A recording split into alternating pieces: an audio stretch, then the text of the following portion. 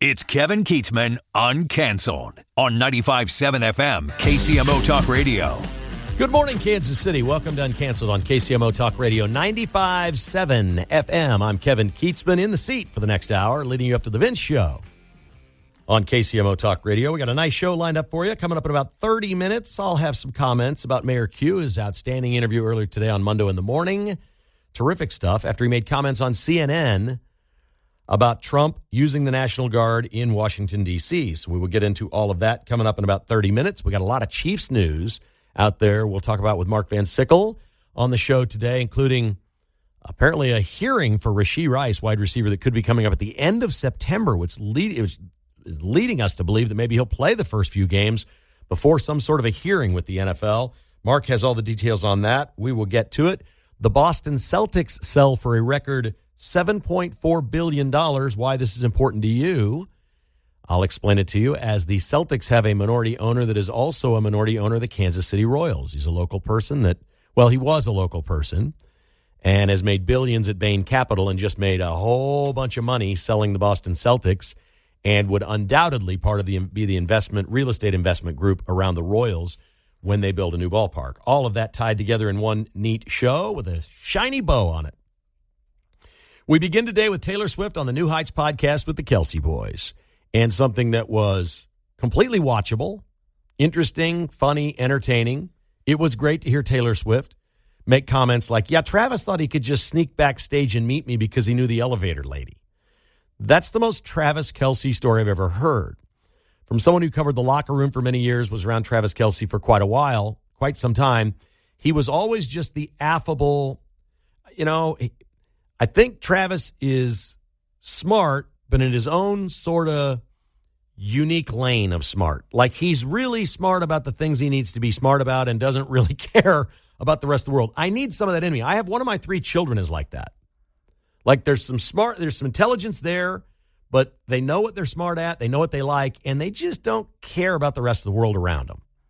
I could probably use a little of that in my life, a little more balance, a little more forget that stuff. Don't let it bother you. Just ignore it. Stick with what you know and like, and don't worry about the rest. But I don't really have that in me. I think that's Travis Kelce. And I think some of that came out in the podcast. And I think she's obviously a highly intelligent, brilliant person, spectacular businesswoman, an absolute chameleon of a performer that has gone from child auditions to country music because it was the best on-ramp to the highway. She was very successful at that, said, I'm not getting boxed into this. I'm going to go do pop music, and started doing pop music. Then as she got older, her last album wasn't suicidal music, but it was certainly reflective and dire and not for me. But I'm not a hater of her music. I hear a lot of her songs, and I'm not going to change the channel. Doesn't bother me if it comes on in a restaurant. I'm not that person. I am surrounded in my life with 2 people that are on opposite ends of the spectrum. My wife cannot stand Taylor Swift. She just annoys her as a woman more than anything else. She thinks her songs are whiny and bitchy about men, and she doesn't like it. And she's never going to forgive her, I don't think. Although there may be a pathway for that. I'll share it with you in a moment. My daughter grew up on Taylor Swift and loves her. She had about a 3-year gap where she fell out of favor. About the time my daughter was a senior in high school and off to college, was like, okay, I'm a grown-up girl now. I'm going to college. I'm not a Taylor Swift fan anymore. But then it became okay to be an adult and like Taylor Swift, not just the girls. My daughter was of the very first generation of young Swiftie fans and has always been on board. So I've had a front row seat to this forever. I got tickets for her to see her at T-Mobile Center before she was playing stadiums. Taylor Swift's been a conversation piece around our house forever, it seems like. It must have been 2010 or sooner. And it's all good. I have nothing but good things to say about her as an artist, a business person, whatever. I believe in art. I believe she should make the music she wants. I can't respect her enough for buying back her own music, re-recording it, screwing over the industry moguls that went out to get her. But as I've watched this whole career, it's the most conservative Republican career I've ever seen. Everything that she does, the way she runs her business, the way it's all operated, like it's all in line. She hates the corporation. She hates the man. It's classic textbook small business operator builds $1 billion company. We love that about Taylor Swift. But she's had a few bad years. She said in a Netflix documentary that she regretted not blasting Donald Trump before the 2016 election. She got involved in politics about a year after that when Marsha Blackburn was running for Senate in Tennessee, who she said, Taylor Swift said, Marsha Blackburn terrifies me because of her complete lack of support for all things for women. So this is a woman running for Senate, and Taylor Swift says she doesn't support women, that Marsha Blackburn doesn't. Specifically, women's issues, which is abortion, women's rights, which is abortion, LGBTQ+, which you can figure for yourself. And she referred to Marsha Blackburn as Trump in a wig, in a pejorative. She has not stopped. She's gone after Donald Trump. She said of Trump during the George Floyd riots, after stoking the fires of white supremacy and racism your entire presidency, you now have the nerve to feign moral superiority and threaten violence. When the looting starts, the shooting starts, with a question mark, we will vote you out in November. She sent that off to 280 million social media followers. An overwhelming majority of those are female, and a huge portion of them were not ready to vote yet. But come 2024, those girls that saw those tweets all those years were ready to vote. And Taylor Swift went out and in one day through social media set the record at vote.org for the number of people that signed up to vote. She got 32,000 people in one day to go sign up to vote. She tripled the record for 18-year-olds in the first hour. She also doubled the record for 18-year-olds in one day. The percentage that it went up for 18-year-olds total was 1,226%, according to one report. Media reports indicate that over 400,000 Swift fans registered to vote in the 2024 election for Kamala Harris because she implored them to go sign up.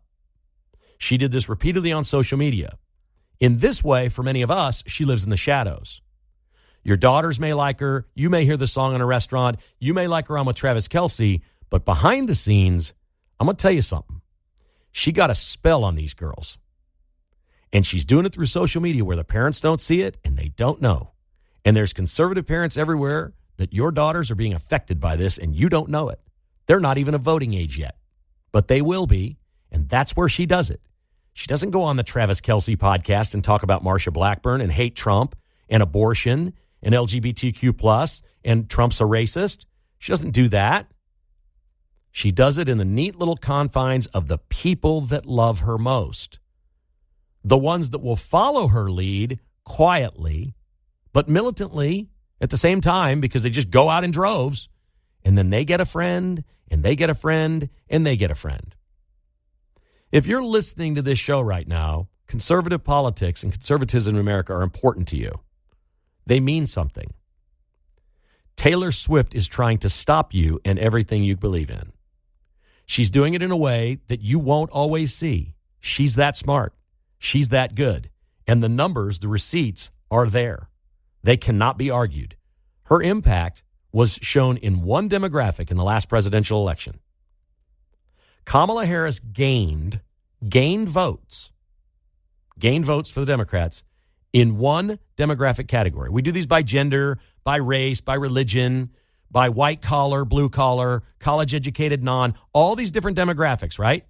Okay? There's only one place that Kamala Harris gained in the 2024 election over 2020 for the Democrats. And that was white women. This was a black female candidate that gained with white women. There was only one demographic that she gained over Joe Biden. Now, you may say she would have gained that anyway, and she may have. The numbers may be much more than the 400,000. But 400,000 votes in a presidential election spread across the proper states? Because where is she most popular? Taylor Swift is most popular in the suburbs. She's most popular in the South. She's not the most popular in Seattle, where grunge music started. Probably not even L.A. or New York City. Not Chicago. No, it's the suburbs. It's the rural area. She has major impact and major influence. Taylor Swift has a chance to win me back. I like her. In many ways, I like her. I can't tell you how much I respect her. but she's on the other team. She's my same frenemy as Mayor Q. I hear Mayor Q on with Pete. I want to like the guy. He blocks me from social media. I don't like a lot of his politics, but I think I like the guy. I think I like Taylor Swift. She's grown up now. You know, I didn't used to like Brittany Mahomes at all. I can tolerate Brittany Mahomes now. These young women go through things that you look at and you go, oh, gosh, I just can't take it. It's too dramatic. But they grow up, and they've grown up. And I like her. I really do. But she's not on our side. And her vision for America, at least to this point, was either uninformed or she thought, this is good for business. I've got these girls under my skin. I've got them all wrapped around my finger here, and they'll come along with me to do what I want them to do. That was the woke era. That was the era where everybody was supposed to think the same thing. I have hope that what we heard on this podcast was Taylor Swift saying, I'm really not partisan. Some of the things that I said in the past, I regret. She's not going to say that publicly, but maybe she does. Maybe she looks at it now and goes, it was all overblown. I was young, hormones, rage, all of those things. I'm a grown woman now. I've learned a lot more. I've seen the world. America's not a bad place. Trump isn't a racist. He's not evil. He's not a dictator. Maybe she's thinking those things. If she is, she's got a chance to take it all back with me, and I'll jump on the bandwagon. The date is December 7th. It's the night of the Kennedy Center honors that Trump announced yesterday, where we wrongfully thought Cindy Crawford was going in and not Broadway actor. Is it Michael Crawford, Mark? Yes, Michael Crawford, former Phantom of the Opera lead. The original Phantom of the Opera. That's cool. So we got that. We just figured Trump must be a supermodel. Oh, yeah. Yeah. So she can get it all back with me that night, and she doesn't have to say anything political. If she shows up at the Kennedy Center and honors George Strait and his contributions to country music, which is where she comes from, and sings a George Strait song and salutes him and stays completely out of politics, I'll take all of it back. Just show up and sing. Let everybody know that you're open to everyone and everything. A true liberal espouses complete and utter tolerance of all people, but they themselves never tolerate the right under any circumstances, for any reason. Even if it means, hey, my streets are safer, we're still not going to tolerate the right.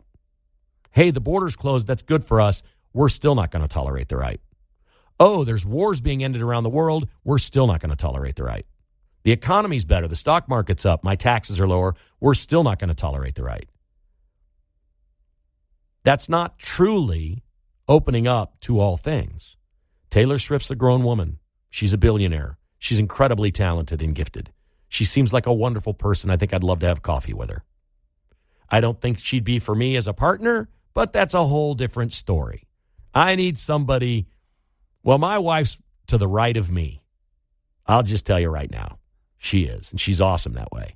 She doesn't care for Taylor Swift. But if Tay-Tay shows up December 7th, because that show is about honoring, George Strait doesn't play that night. You go there and you honor these people.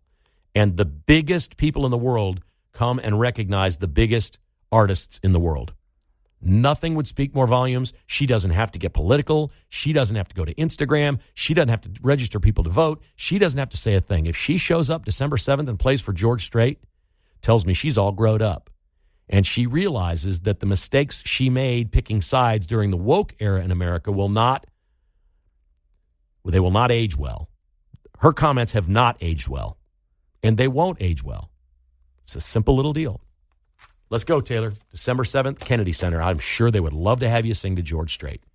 913-408-7957. That, by the way, would be in front of the President of the United States, who will be hosting the show that night, as he announced yesterday. He can't just go.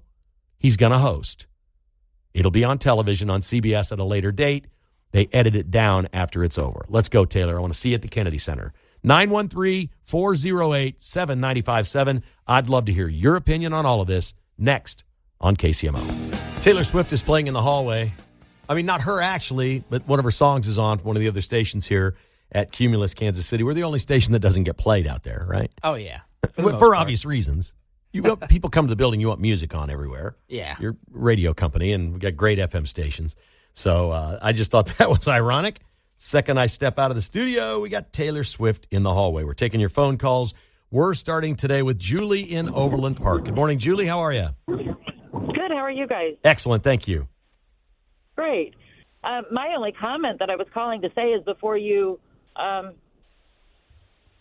say that you like Taylor Swift, everybody should go research her and find out she actually practices Satanism. Yeah. And go look into her ties with Marina Abramovic. It's pretty disgusting. So I hope that she just stays away and doesn't get involved in any politics or influence any, especially young people. Well, what you're saying is I know absolutely nothing about. So I appreciate free speech in the airwaves. I don't know who that woman is that you just mentioned, and I don't know anything about Satanism with Taylor Swift. But if people want to go check it out, that's why God invented the Internet. That's exactly right. Well, you guys have a great day. Thank you, Julie. I appreciate it. Woo! There it is.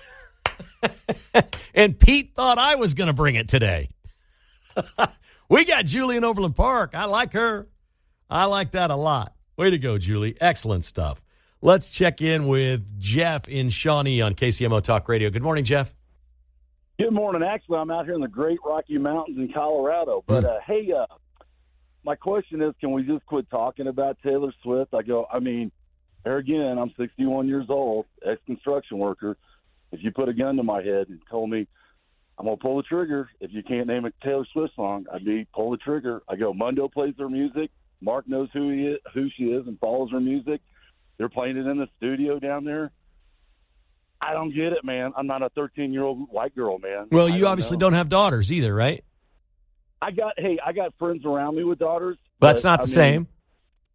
I got people that have cats, but I don't know squat about it. God, can we make it just go away? It's Michael Jackson. It's a marketing tool. And yet you're calling the radio saying stop talking about her. This is great. People call in here and say, could you please stop talking about this stadium issue? I'm like, but you just called to talk about it. Yeah, but it's just like you guys covered, sports and government issues, and I don't. This was government. I just did a whole monologue on politics. Did you not hear the monologue? She got 400,000 new voters for Kamala Harris. I know, man. That's important to you. If politics is important, if young white girls, man. If conservatism matters to you, Taylor Swift matters to you. She's out to stop you. There it is. I got my first hang up. It took me 8 months. And Taylor Swift. I can't believe it took that long for somebody to hang up on me. Come on. Jeff in Colorado, you got to call me back, man. I'll talk with you. I get it. I understand where you're coming from. I get it. You had a hard time backing it up, brother. Here's Mark in Shawnee. Hi, Mark. Oh, my gosh. Hi, Kevin. Thanks for taking my call. I think was the first caller Julie? Yes. Oh, my gosh. I'm standing out in the street. She just ran me over a few times.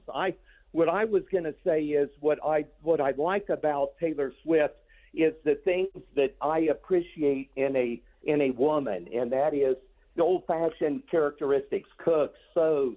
She's got this genuineness about her, and I'm not sailing along like, oh, I want to hear my Taylor Swift song. I got to tell you, she can throw down a beat. When I'm out there running that cemetery and I hear that song, man, look out. I got some one-handed stuff with that weed trimmer. You think I was 20 years old. But I got to tell you what I think is really – Real quick, I'm up against the break. Real quick. When they run in groups, they run together. When she gets with Kelsey, he's getting a special treatment. You can see it in their face. Okay, I got to stop you right there. That's awesome. Now, I get people ask me all the time, Kevin, you've had a podcast for 5 years. It's successful. Why are you going back onto radio? The last 30 minutes of my life was the best 30 minutes of this entire month. No, nothing's going to top this. That's why we do it. This is Uncanceled. By the numbers, the New Heights podcast was a smashing success and will only grow over time. That's how podcasts work. In the first hour of the live stream, 1.3 million viewers were watching. That's a remarkable number. In the first hour of Joe Rogan, when Donald Trump was on, there were 900,000 watching. 59 million people eventually watched Donald Trump with Joe Rogan. This one is well over 10 million already. It's been less than 24 hours. It has a chance, because the Swifties will watch it 10 times each. It has a chance to be the single most viewed podcast in the history of the medium. It is believed, well, we know this, the top Joe Rogan podcast of all time, and again, it's because of time that's elapsed. This one was 7 years ago, not last year, was Elon Musk on with Joe Rogan, 69 million views to the Joe Rogan podcast with Elon Musk. I will not be surprised if this is the highest rated podcast that ever happens or on YouTube. I just can't see how it won't be. I think the other thing is people don't always pause it when they can't watch it all and they come back to it and reopen it. And every time you reopen it, you're going to get them another click. So the numbers can be misleading. It certainly does not mean 69 million people watched Elon Musk and Joe Rogan, but it means there were 69 million times that somebody opened it up and hit the play button. So it's a strange medium. It's different than others, but every medium there is out there has a different measurement. It's so unbelievable that this happens, that this is happening in Kansas City. And I said on my podcast earlier today, I didn't get into any of the stuff that I got into here, the politics of it, because I was doing other things. And the podcast topics are always different than the topics here. If you ever want to go listen to my podcast, it's Kevin Kietzman Has Issues, and it's always different content than what you hear on the radio show, which it doesn't matter to you. But for me personally, is the most difficult part of doing both things is to try to have different and fresh content each time. But I did mention that at the very start of my podcast today, I mentioned that this thing happened. A lot of people were watching it, and I believe this to be true as well. I think it's great for Kansas City, and this is my town, and I love this city, and I've lived here my whole life, and I grew up in a town that had a chip on its shoulder, and we felt like second fiddle to a lot of places. We used to feel like we were just flyover country. Nobody respected us. There was nothing here. We had to try to – you'd tell people you'd go on a vacation to take your kids to Texas or something, Six Flags in Dallas, and meet strangers. Where are you from? And you'd kind of go, Kansas City, and they go, oh, and they'd have this look like, what's there? Well, we know that the Chiefs weren't any good then. The Royals weren't particularly good at that time either when my kids were growing up. But they'd be like, oh, what's there? And I'm like, well, it's hard to explain. And you didn't, now you walk through an airport, you go out of town, you wear a Chiefs hat or a Royals hat or something like that, and they'll engage you. They'll let you know what they think about your town, which means we're A, popular, or B, completely under their skin and they hate us. That's largely the Chiefs. We're seeing that in the media this year with Chiefs predictions. There's a lot of haters out there. Most of America is ready for the Chiefs to fall flat on their face. They don't like the Chiefs. But that's because they have another team that they do like. That means there's 31 other fan bases that don't like the Chiefs. Remember, as Chiefs fans, you hated Tom Brady. You hated Peyton Manning. You've hated a lot. You hated John Elway. You hated a lot of quarterbacks and teams through the years that you don't really have the hatred for anymore. Do you hate the Patriots like you once did? No. You don't even hate Tom Brady like you used to. And he beat the Chiefs in the Super Bowl. It doesn't take long for the haters to go away. The winning has to end. But right now for Kansas City, between Ted Lasso, Jason Sudeikis, all these Hollywood stars that we have, Travis Kelce and Taylor Swift, the biggest star in show business, all of these things are great for our town. You know what it says sort of inherently, under the surface a little bit, beneath the surface? It says it's kind of a cool place. Look at all the cool people that are from there, of there, whatever. We're not Nashville. We're not. We don't have the music scene, the art scene. We don't have the industry is not here. We have not put good laws in Kansas or Missouri yet to open up to film in a big way. You can film here, but you saw Ted Lasso's from Kansas. He would have loved to have gone to Shawnee Mission West High School, I feel sure, and put that in Ted Lasso. But Kansas film is so expensive in Kansas, it's ridiculous.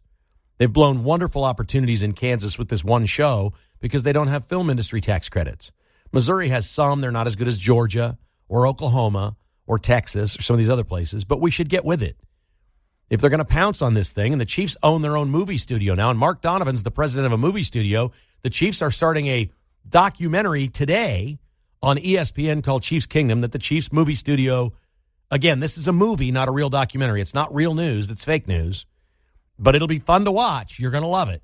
You're going to love it because it's written, produced, edited, and directed for you to love. You're going to love it. All right? Other fans aren't. They're going to hate it. But the Chiefs are making this programming, and it's going to be exactly like they want it to be. But if they're going to have a movie studio, even if they're making Hallmark movies around here, we should have tax credits for these things. It should be an industry that we have. Kansas City's become a cool place, and Taylor Swift's a big part of that. And I thank her and appreciate it. She's part-time. I don't know how many nights a year she sleeps here or lives here or whatever, but it's a bunch. It's a whole lot. If she's not on tour, it's going to be a whole lot. And it screams, hey, Kansas City's okay. It's okay to be there. I like that. Here's Stephen and KCK on Uncanceled KCMO Talk Radio. Hi, Stephen. How are you today? Hey, Kevin, I promise I won't hang up on you. Thank you. I think I can make that promise. Thank you. That's an interesting thought. I think we have more celebrities per population, big celebrities, than almost any quote unquote flyover country. I've often thought that we have an amazing amount of folks that are in the business that are, Paul Rudd, Jason Sudeikis. I mean, we have probably at least 10, 15, 20 that are big hitters. Maybe it's just a defense attorney in me. I'm gonna try and play a little devil's advocate for Taylor Swift. I think all of what you said is factually correct. All that is, and then maybe a little bit of witchcraft thrown in from the other caller, where she's got one of the songs to alludes to it. But I'm thinking that I was watching that interview. She sounds like an 18th century housewife. She just disconnects when she gets home. She doesn't want to do social media. She doesn't want to do messages. She has people around her who are getting a lot of heat for not intervening with Kamala Harris, with not intervening. Right, but what we heard, Stephen, what we heard from Taylor Swift on this podcast, we've never heard before. This was a new Taylor Swift. It used to be anti-men. She complained and hated on men. She's had the political run of about 5 years where she said all the things about abortion and LGBTQ plus and racism and Trump and all these other things. So she's a chameleon, all right? Every one of us evolves. I'm willing to wait and see if this is real or if that was just an act last night, because I don't know. Here's what I think happened. Now, I'm just an old country lawyer, so what do I know? Well, my Matlock sense tells me that Travis has rocked her world, that she's never really dated a man, a real man. She's never really, she doesn't know about being with a real partner. I got in trouble for saying this on my podcast 2 years ago or whenever this started, and I'm gonna say it in different terms, okay? After dating scrawny little, drunken, druggy, boy toy singers that are 5'6", she decided she wanted to wrap her arms and legs around a real man. All right? She went out and got her a redwood. Okay? This is a big, strong Hulk of a human being. And guess what? She loves it. She can't get enough of it. I don't think she's going back to the 128-pound singer boys. I was trying to clean it up a little bit. Well, I'm not, because we're going to play it real here. And if they got to fire me, they can fire me. But I know what she likes about Travis Kelce. That's easy. And that can also change her entire perspective of life around. She may have only been in that woke cocoon of being with those male singers, and now she realizes there's an entire world around her that is probably better than that world that she was in, that is superior to that world. Well, and I'll give her a little bit of grace for that. I mean, she, like you said, she's on a journey here, man, and it looks like she's journeying over to Republican. Okay, she grew up in looking at that. She grew up in Tennessee, country music area, conservative part of the country, all these things. There are signs that some of this was fake. All right, do you really believe she didn't know what a first down was or what the markers were until she met Travis Kelce? That's not believable. I'm sorry, that's a lie. There's no way. There's no way Taylor Swift was 28 years old and didn't know what a first down was.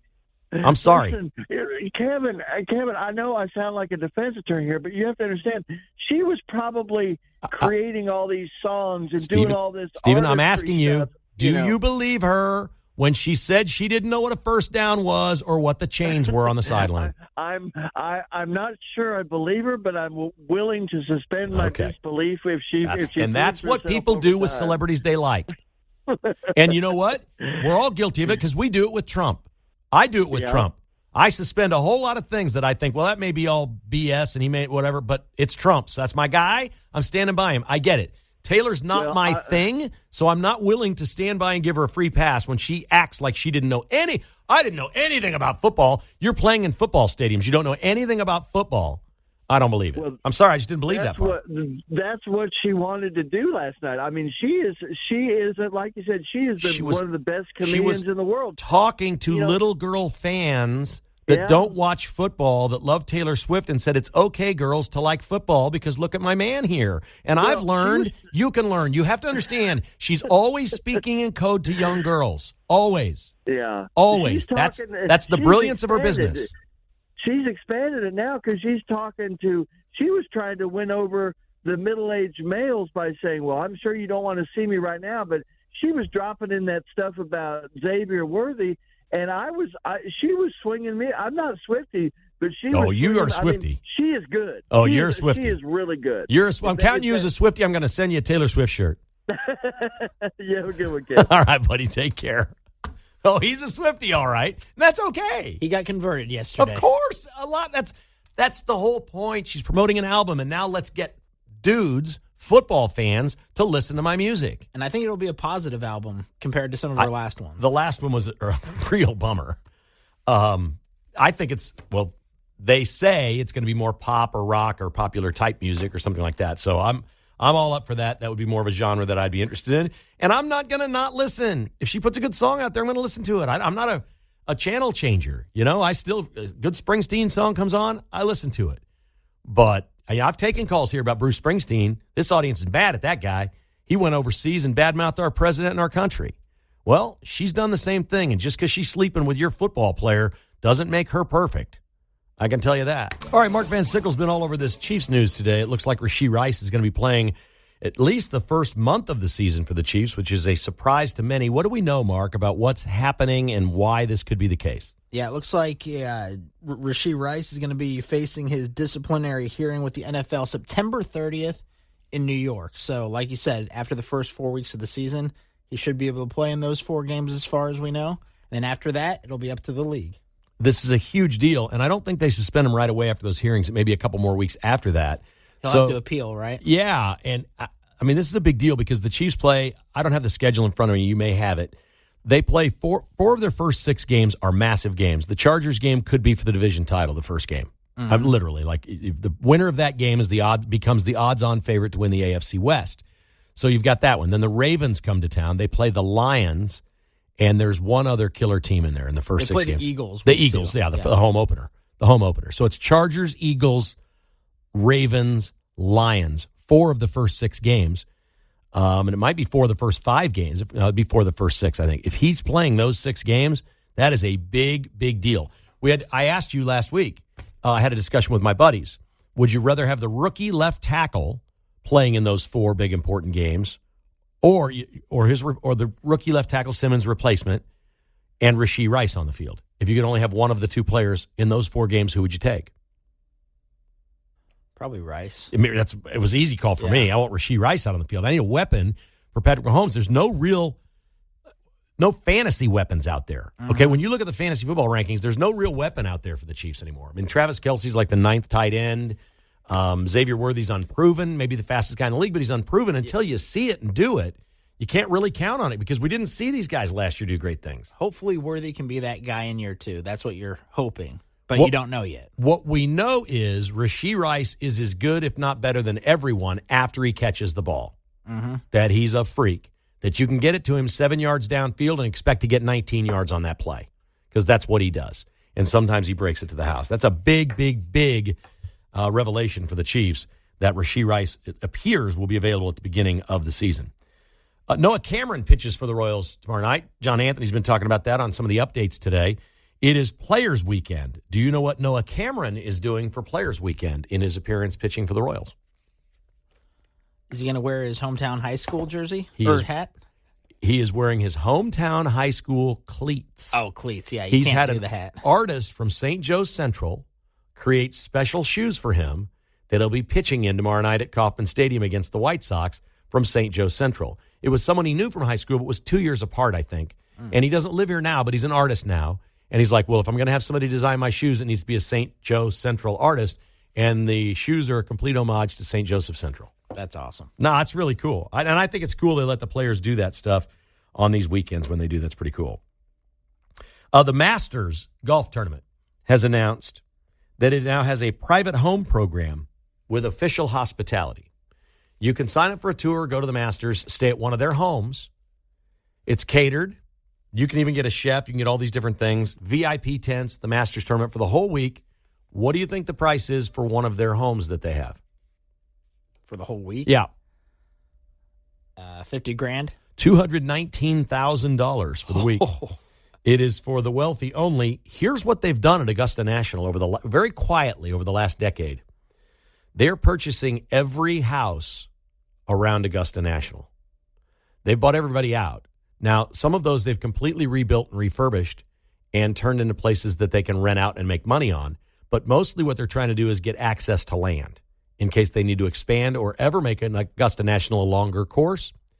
There's famously one cul-de-sac to the west side of Augusta National. They bought the entire street, every house on there, and an entire cul-de-sac. They bought like 23 houses, except for one person that won't sell.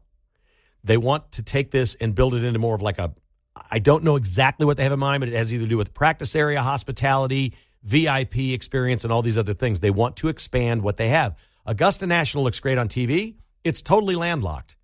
It might as well be in...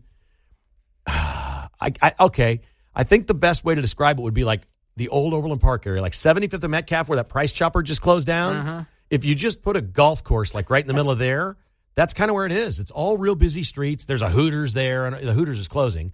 McDonald's, Taco Bell's, all that stuff. There's nothing nice around Augusta National. Nothing. Is that where Jim Nantz lives, or is that a different? I think he lives in Houston and Pebble Beach. Okay, that's right. But he is the voice of the Masters. That's right. He is definitely the voice of the Masters. I was going to say, he's the one that's not selling, but no. That's right. He's not selling. Jim Nantz is awesome. The Boston Celtics sale has closed at like $6.8 billion, but it's going to be worth $7.4 when it's done because there's some interest accrued over time. This thing's been taking a while. The ownership group of the Boston Celtics bought the team 22 years ago for $360 million and just sold it for $7.4 billion. Paul Edgerly is one of the owners. He's one of the minority owners. He's from Bain Capital. He is estimated to be worth $9.6 billion. His wife is said to be worth $5 billion. He met her at Bain Capital. She was also an investor. They got married. They both did the same thing with Mitt Romney and all those people and made all these billions of dollars. So they're worth about $15 billion. My personal belief, although it's not proven, is that Paul Edgerly owns more shares in the Royals than anyone. He's from Kansas City, Shawnee Mission North, went to K-State, then Harvard. He's a lot like David Booth, who we talked about yesterday. Mm-hmm. Local guy, goes to a state school, then goes off to a big business school and hits it big. And his money is with the Royals. So I think he's going to be the big investor along with the creative planning guys. If they come to 119th and Metcalf or 119th and Knoll with all that real estate, I think Edgerly's going to be involved in that in a big way. He just made a pile selling his Celtic stock. That's Uncanceled. The Vince Show is coming up next. Thanks for listening to KCMO Talk Radio.